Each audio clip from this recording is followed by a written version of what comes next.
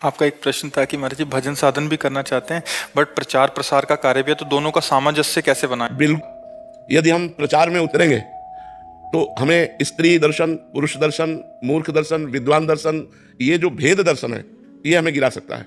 हम एक की स्तुति कर सकते हैं, एक की निंदा कर सकते हैं, एक में राग कर सकते हैं, एक में द्वेष कर सकते हैं। यदि हम सब में वासुदेव का स्थापन करके अपनी दृष्टि दें तो कहीं हम विचलित नहीं हो सकते। प्रचार की क्षमता देखो, नित्यानंद महाप्रभु को मारा लेकिन उन्होंने महाप्रभु के चरण पकड़कर यही प्रार्थना की कि प्रभु इनका उद्धार होना चाहिए।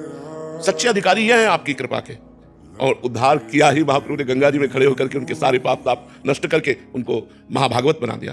तो प्रचार में कहीं हम रुपये में आसक्त न हो जाए, कहीं हम स्त्री शरीर में आसक्त न हो जाए, कहीं हम किसी पुरुष से द्वेष न कर बैठे। अगर ये सावधानियां हमारी बनी रही तो गुरु कृपा से अगर आपके कहने से 10 लोग नाम जप करते हैं तो इससे बड़ा सुकृत, इससे बड़ा धर्म, इससे बड़ा कार्य कोई है ही नहीं। जो भूले हुए जीव हैं वो यदि 10 नाम जप कर रहे हैं, बहुत बड़ी बात है। और फिर तो प्रभुपाद जी की ऐसी कृपा हुई कि जो नाम जानते ही नहीं थे क्या है वो भी झोली लिए। तो गुरुजनों का, आचार्यों का, महापुरुषों का कृपा प्रसाद होता है उसके साथ जो प्रचार करता है। पर प्रचारक को इतनी सावधानी रखनी है कि हमें रुपये में आसक्त नहीं होना, हमें कामिनी में आसक्त नहीं होना, हमें किसी से द्वेष नहीं करना, और प्रचार करके कुछ लेना, उसके बदले में कुछ न ले। तो वो प्रचार क्या करता है, हृदय का परिवर्तन कर देता है। उसका परिवर्तन तभी होगा जब कृष्ण नाम के बदले कृष्ण नाम हमें चाहिए।